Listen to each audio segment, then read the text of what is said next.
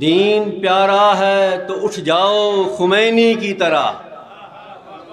دین پیارا ہے تو اٹھ جاؤ خمینی کی طرح، آمر وقت سے ٹکراؤ خمینی کی طرح، آمر وقت سے ٹکراؤ خمینی کی طرح، ورنہ یہ دین سے الفت نہیں مکاری ہے، کفر سے پیار ہے اسلام سے غداری ہے، کفر سے پیار ہے اسلام سے غداری ہے۔ اور انقلاب کے حوالے سے خطیب الامت، شاعر مشرق، مفکر اعظم، شاعر بنظیر علامہ ڈاکٹر محمد اقبال کہتے ہیں کہ جس میں نہ ہو انقلاب موت ہے وہ زندگی،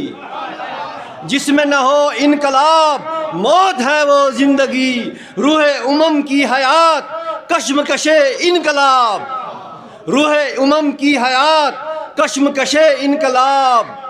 صورت شمشیر ہے دست قضا میں وہ قوم کرتی ہے جو ہر گھڑی اپنے عمل کا حساب، انقلاب انقلاب انقلاب انقلاب۔ انقلاب آتے رہتے ہیں اور آتے ہی رہیں گے، مگر ہمیشہ دیکھا گیا ہے انقلاب تخت و تاج کے ذریعہ سے آتا ہے، انقلاب دولت کے ذریعہ سے آتا ہے، انقلاب حکومت کے ذریعہ سے آتا ہے، انقلاب خون کی رنگین سے آتا ہے، ہولی اور آگ کی ہولی کھیلنے سے آیا کرتے ہیں، انقلاب بچوں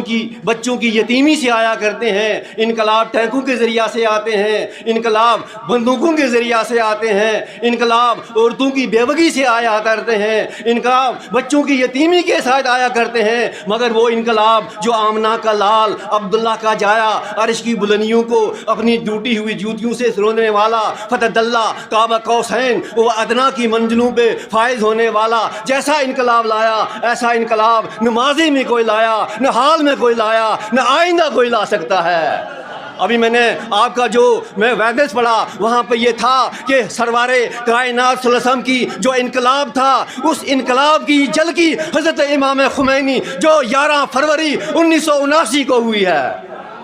اور اس میں یہ تھا کہ حضور سرور کائنات صلی اللہ علیہ وآلہ وسلم، میں نے عرض کیا کہ جب انہوں نے انقلاب لایا نہ انہوں نے تخت کو ذریعہ بنایا، نہ تاج کو ذریعہ بنایا، نہ دولت کو ذریعہ بنایا، نہ حکومت کو ذریعہ بنایا، نہ لشکر ذریعہ بنایا، نہ خون کو ذریعہ بنایا، نہ آگ کو ذریعہ بنایا، نہ عورتوں کی بیوگی کو ذریعہ بنایا، نہ بچوں کی یتیموں کو ذریعہ بنایا، اس لیے کہ تخت و تاج و دولت و حکومت کے ذریعہ سے لایا ہوا انقلاب ان کے ساتھ مٹ جاتا ہے، لیکن ایمان کے ساتھ لایا ہوا انقلاب قیامت کی سرحدوں کو عبور کر لیا کرتا ہے۔ اسی لیے جب کہا گیا حضرت آیت اللہ خمینی صاحب سے کہ آپ نے جو انقلاب لانا ہے، آپ کے پاس نہ تخت ہے، نہ تاج ہے، نہ دولت ہے، نہ حکومت ہے، نہ جاہ ہے، نہ حشم ہے، نہ شان ہے، نہ شوکت ہے، آپ کا لشکر کہاں پر ہے جس کے ذریعہ سے آپ انقلاب برپا کرنا چاہتے ہیں؟ تو انہوں نے فرمایا میرا انقلاب لانے والا جو لشکر ہے اس وقت ماؤں کی گودیوں میں دودھ پی رہا ہے، اس وقت میرا جو لشکر ہے جو انقلاب لائے گا، کیسا انقلاب؟ جو علمی انقلاب بھی ہوگا، ثقافتی انقلاب بھی ہوگا، تہذیبی انقلاب بھی ہوگا، تمدنی انقلاب بھی ہوگا، معاشی انقلاب بھی ہوگا، سیاسی انقلاب بھی ہوگا، اسلامی انقلاب بھی ہوگا، ایرانی انقلاب بھی ہوگا، مذہبی انقلاب بھی ہوگا، ہماگیر انقلاب ہوگا، ہما جوہد انقلاب ہوگا، ایسا انقلاب کہ جغرافیہ ہل جائے مگر انقلاب کے قدم کہیں نہ ہکیں۔ اور جب ان کو پوچھا گیا آپ انقلاب جو برپا کریں گے آپ کے پاس لشکر کہاں ہے، تو انہوں نے فرمایا میرا لشکر ماؤں کی گودیوں میں اس وقت دودھ پی رہا ہے، جب وہ وقت آئے گا پھر دوسرا جملہ کسی نے کہا تھا کہ آپ بتائیے کہ جو آپ نے جب انقلاب برپا ہو گیا 11 فروری 1979 کو، جب گورنر نے جو پارمی کا بٹاف کا وہ گورنر تھا اس نے کہا 4 بجے کے بعد کوئی بھی بھی مرد، کوئی بھی عورت، کوئی بھی جوان، کوئی بھی بوڑھا گھر سے باہر نہیں نکلے گا، بلکہ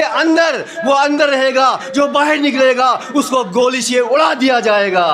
لیکن ایک مرتبہ حضرت آیت اللہ خمینی، دین کا دائی، لاکھوں ایرانیوں کے دلوں کی دھڑکن، جنہوں نے ایک پاس کیا، ایک آرڈر، ایک فتویٰ، صرف فتویٰ نہیں تھا بلکہ ایک آرڈر تھا 2 لائنوں کا، تو انہوں نے کہا، انہوں نے فرمایا، انہوں نے لکھا، کیا لکھا؟ کہا، انہوں نے فرمایا 4 بجے کے بعد کوئی بھی مرد، کوئی بھی عورت، کوئی بھی جوان، کوئی بھی بڈھا گھر میں نہیں رہے گا، بلکہ گھر میں رہنا اس کے لیے حرام ہے۔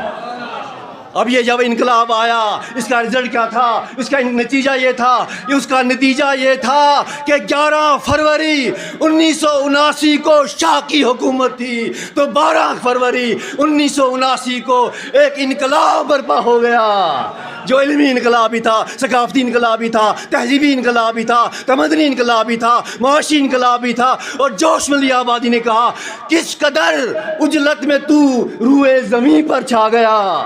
کس قدر عجلت میں تو روئے زمین پر چھا گیا، فلسفی چکرا گئے، تاریخ کو گش آ گیا۔ پھر پوچھا گیا امام خمینی سے اور خامنہ صاحب سے، کیا آپ نے جو انقلاب برپا کیا یہ تو انقلاب ہو گیا، جیسے ابھی آپ نے سنا اس وقت علم میں وہ آگے ہے، ٹیکنالوجی میں آگے ہے، ہر لحاظ سے آگے ہے، یہ کیسے انقلاب ہوا؟ بہت سے انقلاب آتے ہیں لیکن ایسا انقلاب نے نہیں دیکھا۔ تو انہوں